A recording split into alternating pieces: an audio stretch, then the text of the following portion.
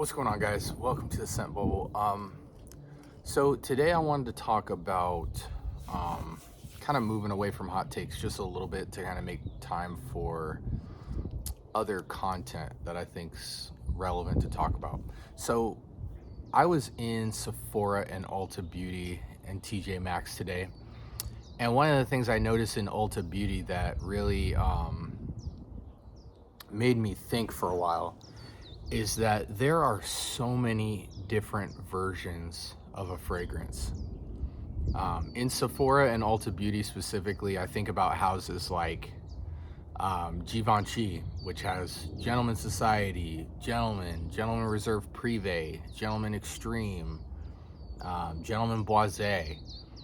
And that's just to name a few. There's flankers, there's discontinued versions of the Gentleman Society line, Eros Energy, Eros Flame, regular Eros, and then all of them have EDTs, EDPs, parfums. You have Elixirs. I mean, it's just insane. Eau De Cologne, Eau De Toilette, Eau De Parfum, Parfum, Elixir, Absolut, Extraits. It's just insane. And one of the things I notice is that that's truly only a designer thing. You don't really see it at the clone level too much. You might see a couple of variants, but they normally are always a different DNA, or you might see two different versions of a fragrance, but never like 10. Even Gucci Guilty line, there is just an insane amount. Dior does this. I'm just blown away by how much people get away with taking a winning formula and remixing it, or almost not remixing it at all, but just jazzing up the performance of another fragrance. I was just smelling Dolce & Gabbana Light Blue, and I was putting that next to Light Blue Eau Intense.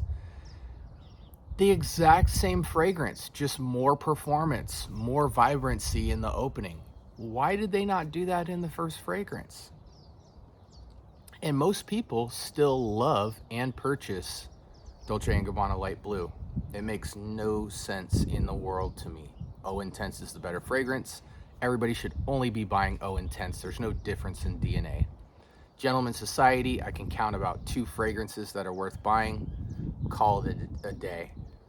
And we're not even talking about fragrances that change very much. We're talking about virtually the same fragrance with just different intensities. Dior Sauvage, Eau De Toilette, Eau De Parfum, Parfum, Acqua di Gio Armani.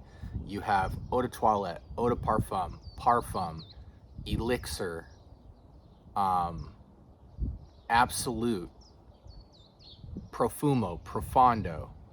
I mean, it is ridiculous how, and you know, when these fragrances drop, they retail sometimes for like $200, and they might go down the lowest at like 150, 120.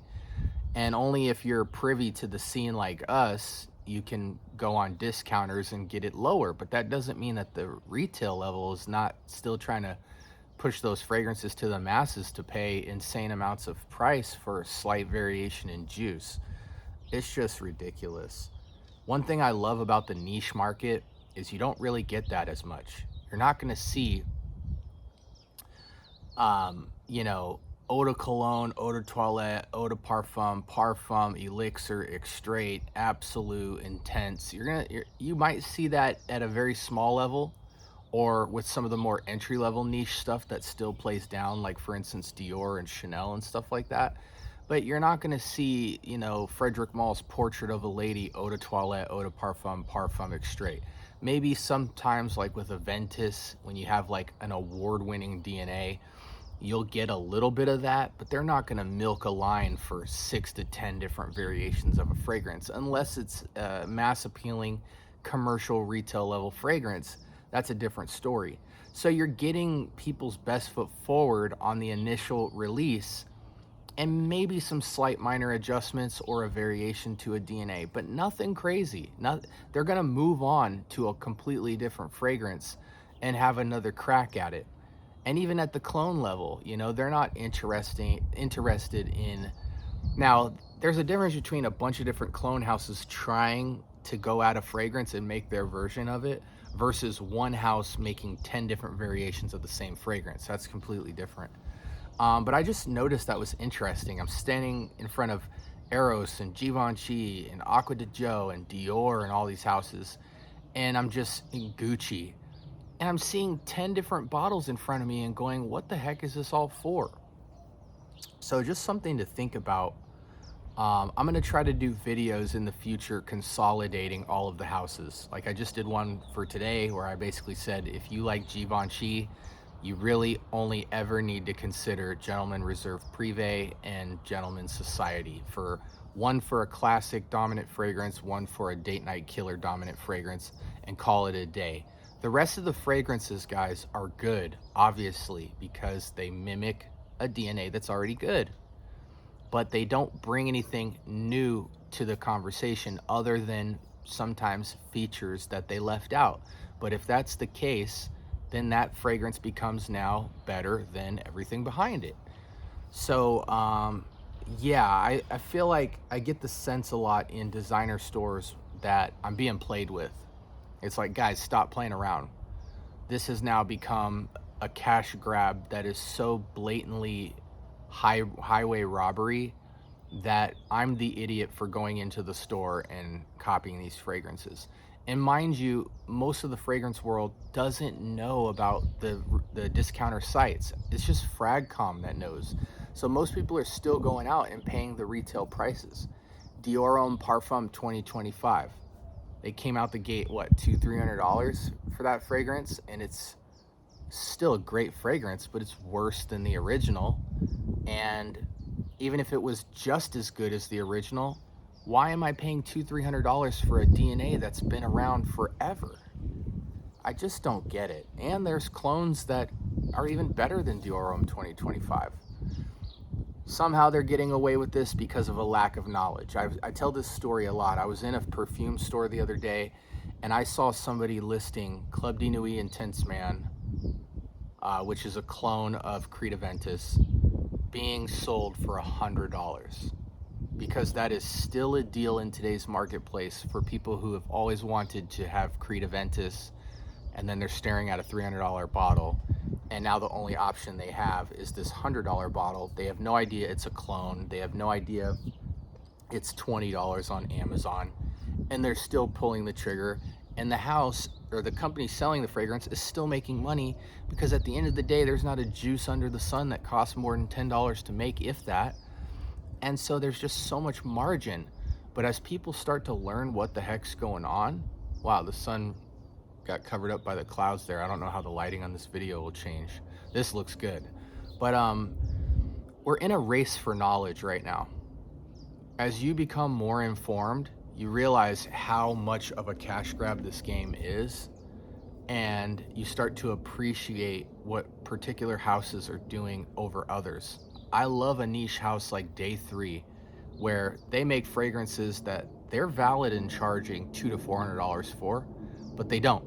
They charge $155. Matter of fact, they take it a step further. You can get a discovery set, try the entire line for $40, and you don't lose your money, because you get a $40 voucher to then take $40 off of any fragrance you choose to buy at a full bottle level. Everybody would sell more fragrances if they handled their business model that way. Now, granted, they might in some ways have to do that because they're a new company. They're trying to get their name out there, so they're incentivizing. But nonetheless, it's an incredible model that everybody should be following. Let somebody try your entire house and reward them for talking about it or trying the whole line, because after they buy that bottle, they know everything about the whole house. So they can recommend people to other fragrances. They have a grocery list of maybe a couple different fragrances if they like. Really, it comes down to, are you confident in your brand? And if you're confident in your brand and you care about the people, there's so much margin in fragrance of money to be made while still maintaining authenticity, creativity, prioritizing the client, and building an incredible experience. I'm not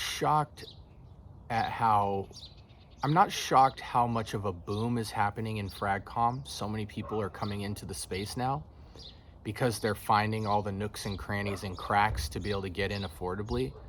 But I guess I'm just shocked that it's not happening sooner. I think it's not happening sooner because there's still this kind of nose up poshness to fragcom where people can't afford the experience they're looking for.